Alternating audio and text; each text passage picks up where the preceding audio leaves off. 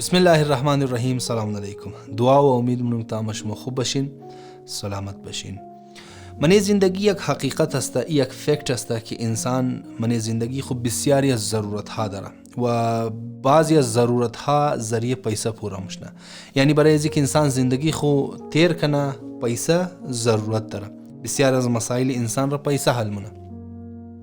لیکن این حقیقت مردم را در غلط فهمی مبتلا کرده و او غلط فهمی است که بسیار از مردم خیال منه که پیسه تمام از مسائل مور حل میتونه. پیسه زندگی از مورا گل و گلزار میتونه. پیسه تمام تنشن های از مورا تمام مسائل مو ختم میتونه و مرکز و محور زندگی خور پیسه را قرار میده.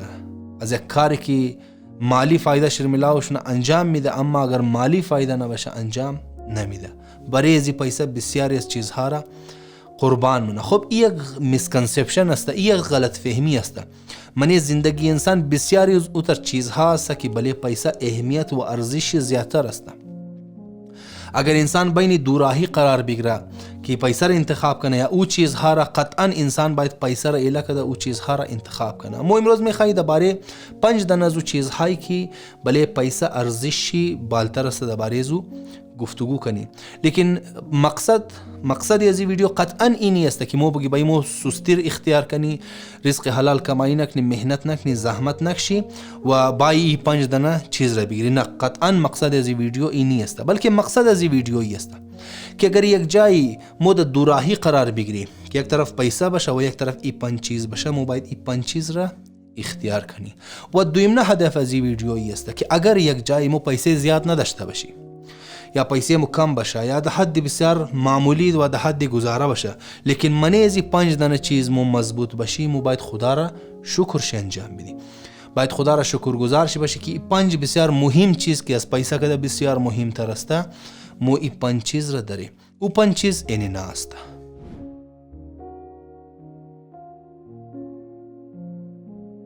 اولش ایمان است. قطعا ارزش ایمان، اهمیت ایمان، ولیو ایمان و مرتبه ایمان بله پیسه بسیار زیاد است. اولنا وجهش و اولنا دلیل چی است که توخین پیسه تا لبی گور و تا لبی مرگ را کد انسان ممنه. وقتی که انسان از دنیا بوره دیگه پیسه کار نمایا. او چیزی که بعد از مرگ کار مایا او چی است؟ او ایمان است. و بعد از مرگ مو زندگیش خبر داره که یک ابدی زندگی است، یک همیشگی والا زندگی است.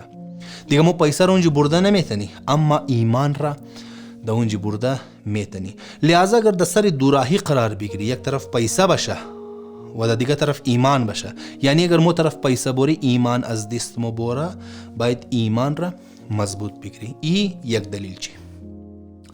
و دویمنه دلیل چی که دنیاوی دلیل است، اوی است که مو کت پیسه من زندگی بسیار از اوتا چیزها را که ضرورت داری خریده نمیتنی. بسیار از اوتا چیزها را ذریعه پیسه خریده نمیتنی، اما ذریعه ایمان اونا را کسب میتنی. مثال که طور پر یک از چیزها که برای خوشگوار زندگی و برای یک خوب زندگی ضرورت داره، او صبر است که مو صبر را کت پیسه خریده نمیتنی. هیچ وقت پیسه صبر را خریده نمیتنه، اما ذریعه ایمان مو ای صبر خود روز در روز مضبوط تر کده میتنی. یا علاوه صبر مثلا یک از چیزهایی که مو ضرورت داره کمال است، ترقی است. مو ترقی را و کمال حقیقی را که روحانی ترقی انسان است هیچ وقت پیسه خریده نمیتنی شده، اما ذریعه ایمان موی کمال را خریده میتنی، کسب میتنی، حاصل میتنی. یا مثال که طور پر یک از دیگه چیزها شخصیت انسان است. مو هیچ وقت کت پیسه شخصیت خریده نمیتنی. کت پیسه ممکنه در ذهن شما سوال باید که بسیار از پیسه دارا امروز مردم شر احترام شمونه. خب این احترام کدوی مردم ظاهری است. امی مردمی که روی بروی سلوچ منشره یا روی بروی دیست خباله سینیخ گرفته سر خورخم منه ده احترام، امی پس پشتش شیر دو میز نگره خوب شخصیت نباشه، اگر خوب انسان نباشه، اگر میز پیسه دار باشه فرض کن بیدین باشه، اما آدمی که روی بروی احترام منه پس پشتش شیر دو میز نه. اما در مقابله زیمو بای او تر آدم ارتوخنی که پیسه نسبتا کمتر داره، اما ایمان چی مضبوط است، مردم از دل خوش داره، مردم حاضر است جان خبرش فدا کنه. مثلا ائمه معصومین از مرتوخین، عاشقا و شیدایا و اونایی که اهل بیت را خوش داشتن، محبین اهل بیت، از خاطر پیسه خود برای اهل بیت فدا نمیکرد، از خاطر ایمان از نخودون خود برای زو فدا میکردن. یا یک از دیگه چیزها اعتماد است. اعتماد. مو اعتماد را که پیسه خریده نمیتونی. مثلا یک آدمی که پیسه دار باشه، فول دروغگوی آدم باشه، پیسه دار باشه، این پیسه هیچ وقت برای او اعتماد نمیخره. اما یک آدم اگر فقیرم باشه، با ایمان باشه، مو بلی زو اعتماد موری پیسه خوره دگیر از او امانت میلی، سامانای خود دگیر از او امانت بلیش مورد اعتماد قرار میگیره. بس بسیار از چیزها من زندگی انسان، یک ما دوسه دنیشر بیان کردم، بسیار از چیزها اوتر من زندگی انسان است که انسان کت پیسه خریده نمیتونه، اما کت ایمان او چیزها را کسب و حاصل میتونه. لذا دویمه دلیلی که ایمان ارزشی بله پیسه زیاد است امی است که بسیار از ضرورت های زندگی خو موقت پیسه پورا نمیتونی، اما کت ایمان پورا میتونی.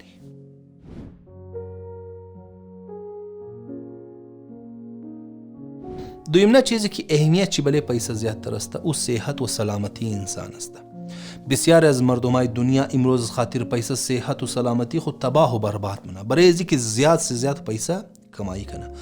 اگر مو یک دوراهی قرار بگیری، یک طرف پیسه باشه یک طرف صحت و سلامتی باشه، اگر اردویشیر جمع بیتنی که چی بهتر ام صحت خور خیال چشته بیتنی، ام صحت و سلامتی داشته باشی و هم بیتنی در مقدار زیاد پیسه کمایی کنی، ای چی بهتر. لیکن اگر در دوراهی قرار گرفتی، یک طرف پیسه باشه یا یک طرف صحت و سلامتی باشه، هیچ وقت صحت و سلامتی را برای پیسه قربان نکنی. دلیل چی است؟ دلیل چی است که امروز بسیار از سرمایه‌دارهای دنیا که بسیار زیاد سرمایه‌دار است، دو ناجوریای مبتلا است که حتی که پیسه حاضر است که پیسه بیده، اما این ناجوری خور از خود خور دور نمیتونه. صحت را که پیسه خریده نمیتونه.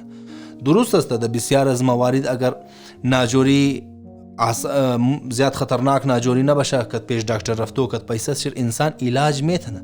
ما نمیخوایم ایر بگم که مو پیسه ضرورت نداری، نه پیسه ضرورت داره، لیکن هیچ وقت صحت را بله پیسه قربان نکنی. پیسه را بله صحت قربان کنی، اما صحت را برای پیسه قربان نکنی. چرا؟ چون این ارزش واقعا زیادتر است. انسان حاضر است لاکا و کروڑا خرج کنه این صحت را بایر و این صحت را میده برای اینکه لاکا و کروڑا حاصل کنه. لذا صحت ارزشی زیادتر است. یا یک وقت من زندگی شما اوتر جای د اوتر مرحله قرار گرفتین که شما پیسه کمتر است، اما صحتمند هستین، خدا شما صحت داده، واقعا شکرگزار پروردگار عالم باشین. ممکنه شما کروڑا روپیه کمایی کنین، اما امی کروڑا روپیه که زحمت کشتین، خواری کردین، مهنت کردین، زحمت کردین، امی را باید برای صحت حاصل کدو خرج کنین. دیگه صحت دگیر شما، اما ای قص خواریا و زحمت هایی که کردین اونا تمام چی مورا رایگاه مورا. در مقابل از اگر صحت دارین پیسه شما کم است، بازم شکرگزار خداوند متعال باشین.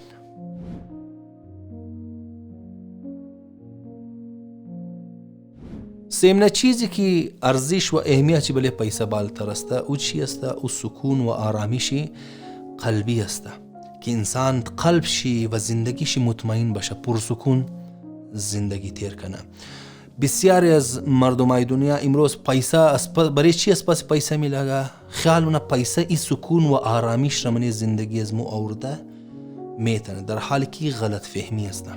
مومن گرنی بسیار از سرمایه‌دارهای دنیا را که سکون ندارن، آرامش ندارن، اطمینان ندارن، سکون قلب ندارن. اونا خیال منه که پیسه کمایی میتونی، اما وقتی در آخر میرسه مینگرنا بسیار زیاد پیسه داره، با وجود از او ای سکون و آرامش را نداره. ای خیال میکرد که ما چقدر زیاد پیسه کمایی میتونم، اما قضیه سکون را کمایی میتونم، در حالی که یک غلط فهمی بوده. لذا ارزش و اهمیت سکون و آرامش بله پیسه بالتر است. چرا؟ چون بسیار از مردمای دنیا یعنی کلا ذهنیت از مومی است که مو پیسه را از پس شموری برای اینکه در سکون برسی. موقع یک روز یک ماهیگیر، یک آدم که ماهی میگرفته، از دریا ماهی میگرفته، مو رفته شیر سودا مکده گذر بسر زندگی کدام چندن ماهی مکده. یک روز صبح که بال مشنه بور چندن ماهی میگره، ماهی در بازار سودا من خرچه روش بور مشنه. وقتی که ماهی میگره یک لحظه ماهی زیر درخت در لبی دریا آرام کنه. یک رفیق شی ماهی بیدار منم، مگه بندی خدا چیکار منم؟ مگه ما درو استراحت منم. بای چی منی؟ بور ماهی بگیری. مگه بای امروز ما ماهی گرفتم، خرچه امروز ما بور شده. مگه بای بور زیادتر ماهی بگیر. این ماهیگیری که خواب بده، مگه خوب زیادتر که ماهی گرفتم چیکار مشنم؟ مگه زیادتر ماهی گرفتی زیادتر سودا میتونی، زیادتر پیسه دگیر تو ماهی. وقتی زیاد پیسه دگیر تو آمد کچا کشتی خریده میتونی. وقتی کچا کشتی خریدی دیگه زیادتر مایه گرفته میتونی و وقتی زیادتر مایه گرفتی اونار سودا کردی پیسه گرفت و زیاد مایه و کلان خانه خریده میتونی و منیز و کلان خانه پرسکون آرام و خاو میتونی. دیگه این مایگیری که خواهد بود دیگه جواب از اور ایتر گفت که بایی امو پرسکون و خوب خواهره که تو بریش اقص دور دراز مهنت و زحمت و خلاصه ای کارها را که ما تمام چیز قربان کنم بریزو آرامیش و بریزو سکون، امو آرامیش و سکون را آلی هم ما درو. دیگه مردم دنیا امی کنسپشن است که بوری زیاد پیسه کمایی کنه تا آرامیش و سکون داشته باشی، در حالی که این یک غلط فهمی است. هیچ وقت آرامیش و سکون کد مال دنیا وابسته نیست. اگر آرامیش و سکون کد مال دنیا وابسته بود ائمه معصومین رموی قص پر سکون زندگی نمیگرنی دیکتیر کنه. ائمه معصومین چیزی که مال داشت درای خدا خرج میکردن، اما باوجود از مطمئن.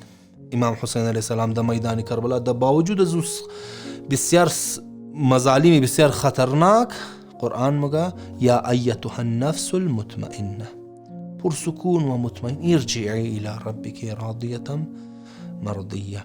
لہذا یک از چیزهایی که بله پیسه ارزشی بسیار زیادتر است و اصلا قابل کمپریزن نیست و او سکون و آرامش قلبی و اندرونی است.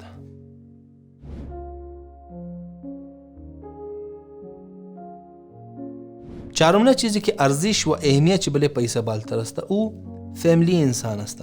امروز ما بسیار از آدم‌ها را میشناسیم، من دنیا می‌گرنی که اونا برای پیسه سرخ و میدمونه، برای اینکه زیاد سے زیاد پیسه کمایی کنه تا فامیلی خورا خوش بیله، فامیلی خور خوش بیله. مثلا بسیار از باباها امروز است که خودون چه ذکر منه وقتی میگه مو از خانه برو موری اولادای مو خواوا، وقتی که اولادای مو بیدار است مو خواوسته. لہذا د منی 24 گنټه ماها و سالها می تیر میشه که مو که دولتای انتراکشن نداری. برای چی؟ برای اینکه مو بوری پیسه کمایی کنیم. عزیزم امروز ماهرین نفسیات چی میگه؟ ماهرین نفسیات میگه خوشی فامیلی است تو بهتری فامیلی است تو د پیسه وابسته نیه. درسته پیسه بعضی از مسائل از نار حل مونه دمزو حد تو باید مهنت کنی، کوشش کنی، زحمت بکشی، خواری کنی، لیکن فامیلی خور برای پیسه قربان نکنی. تمام روز تو پس پیسه ڈبل نکنی که او برای زن خو اولاد خو برای فامیلی خو تو وقت نداشته باشی، که اولاد خو تو تایم سپند نتنی. وقتی که خانه با قص خسته و منده باشی که اولاد خو تایم تیر نتنی. ای که مادر پدر برای اولاد خو تایم نداشته باشه خانه فامیلی را خراب مونه، خانه اولاد را خراب مونه، خانه تربیت از ناره خراب مونه. لہذا فامیلی امی پیسه یک توس خاطر فامیلی خو میخوای ای بله پیسه ارزشی زیادتر است. دیگه مو هیچ وقت فامیلی خو را بله پیسه قربان نکنی، در حد ضرورت کار کنی، ضرورتی امو بیسیک ضروریات زندگی فامیلی خو را پورا کنی و اولادهای خو را، زن خو را، بچه خو را، مادر پدر را اینا را تایم بدی، چون واقعا فامیلی را جایش هیچ چیز گرفته نمیتونه.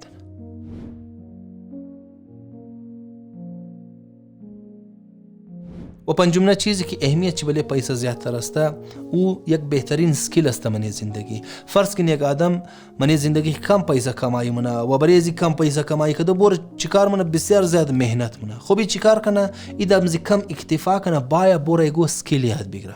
اگر ای آدم بیتنه خوب سکیل یاد بگیره اسکیل چی باعث میشه که چیکار کنه بورا از بعد د مقدار زیاد دو انداز پیسه کمایی کنه که محتاج کس نباشه، دست چی پیش کس دراز نباشه.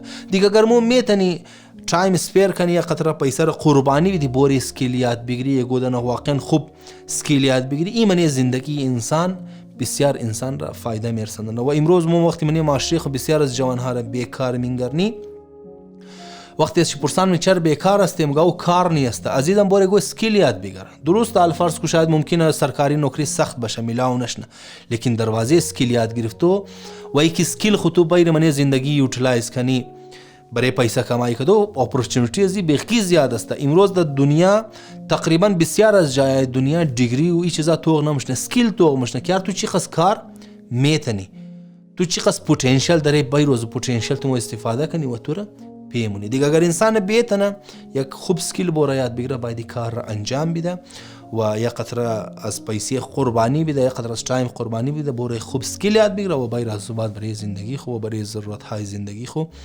او سکیل را یوتیلایز کنه. دیگه در آخری یک دفعه ما باز ریپیت مونم که مقصد از این ویدیو این نبود که ما بگیم ما سستی اختیار کنی و مهنت نکنی، پیسه کمایی نکنی، رزق حلال کمایی کنی، بسیار زیاد بلیشی تاکید شده.